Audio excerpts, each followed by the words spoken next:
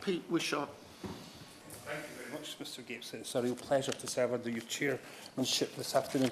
Can I once again congratulate the honourable member on this very timely report and the way that he chairs with distinction the Rural Affairs Committee. And we're almost certain that he will be returned to this post, and we look forward to him being elevated once again to this sort of robust post. Mr. Gates, Mr. Gates, I hate using the word peak when we are describing a phenomena or an event, but we are currently experiencing peak strawberry.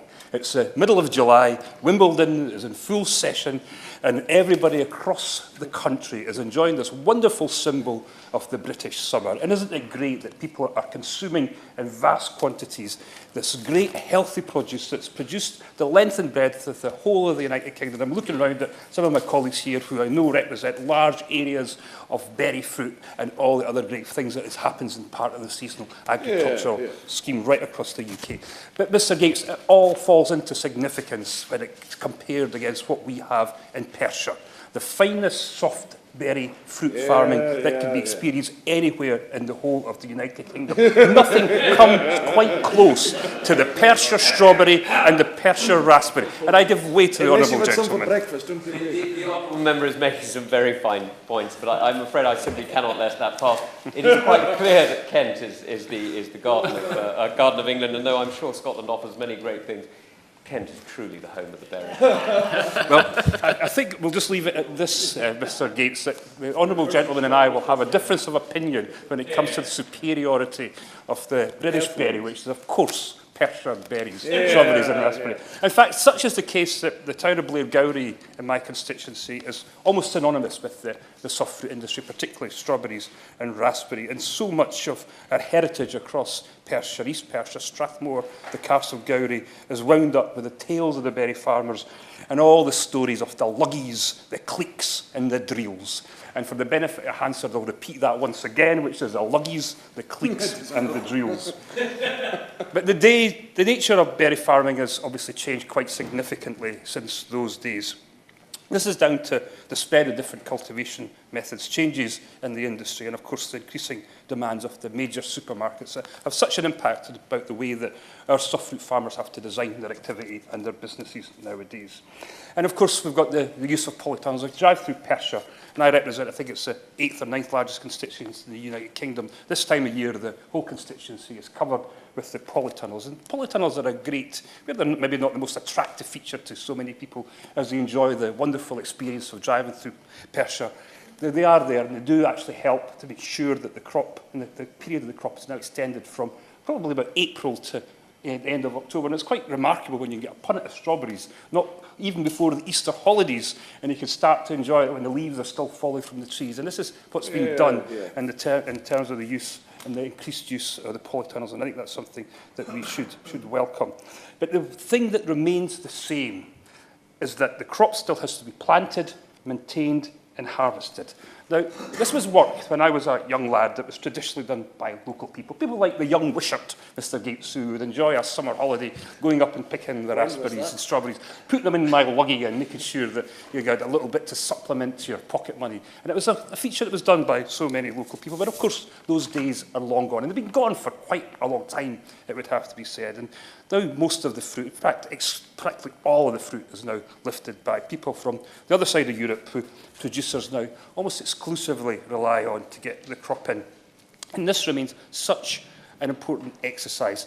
And it's crucial for us here in Scotland, who our food and drink industry is now probably our biggest export. In fact, the food and drink is just running out the door. I think it's probably one of the biggest export industries to the whole United Kingdom. Scottish food and drink. Yes, of course, we'll give way. I thank the honourable gentleman for giving way. I seem to remember that when I was strawberry picking as a young boy, the strawberries were grown on the floor, and it was really back-breaking work. But in Perthshire, those berry growers, have they adopted the same practices in the Midlands, where now the fruit is actually grown at waist height in the substrate? So it means that the farmers actually appreciate that the labour is valuable and they have to make good use of it. And this has hugely increased the productivity of the pickers. But even so, we're still short of labour, even having taken these important steps forward. Well, that's a very good point, and I welcome that intervention. I think he's right. When you go around these polytunnels now, you can see that it's all raised. But the one thing that remains the same, and I'm sure the honourable gentleman respects and appreciates this is labour-intensive work, and there's just no way getting around this. And I know certainly some of my producers and berry farmers have looked at all sorts of ingenious measures to try and machinise this and try to ensure there's other ways, but it's left to people still picking the crop from the plant. And I think we have to accept that this is going to be the continued feature of activity in our berry farms. But there is huge concern just now about the future, and soft fruit farmers in my constituency are increasingly alarmed that there doesn't seem to be any particular strategy in place to allay the concerns about the availability of labour. And I was waiting for the honourable gentleman to mention Brexit, because it's all about Brexit. It's all about ending this freedom of movement.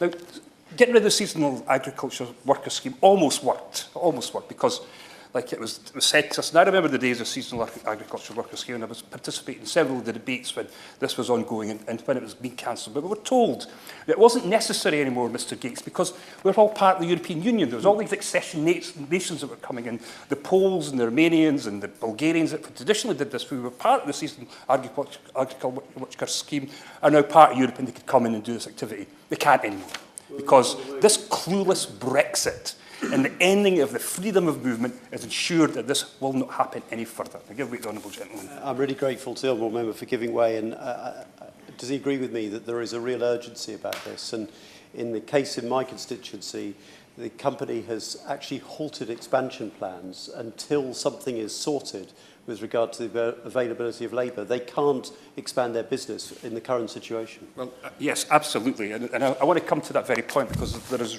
this is now time limited. We've got to make sure they give it something in place. But it's just it's such a feature of this government's approach to Brexit, the cluelessness that is at the heart of this failure to accept and recognise some of the consequences of going ahead in this folly and the way it extends to agriculture, particularly when it comes to seasonal agriculture. And we're left high and dry because all the people that we relied on to come and pick the fruit will now be limited to this daft ending of freedom of movement and will not be able to take advantage of this. This is why it's doubly important that they cobble together some sort of scheme so that farmers like myself and the honourable gentleman is not left high and dry when it comes to this. And we know the difficulty because just this month, a report for the Summer Fruits Trade Organisation predicted that the cost of strawberries and raspberries could soar by 50% if Brexit makes it harder for growers to recruit overseas. But 50% this could grow. And the real fears, we've heard it already from the honourable gentleman, that if this is not resolved, the crop will simply go unharvested and wither on the vine. Decisions such as this would be disastrous for Scotland's food and drink sector and its worldwide reputation for quality produce. And it's all about this government's immigration obsession and just how the whole debate about Brexit seemed to be focused and became all about the ending and stopping the freedom of movement.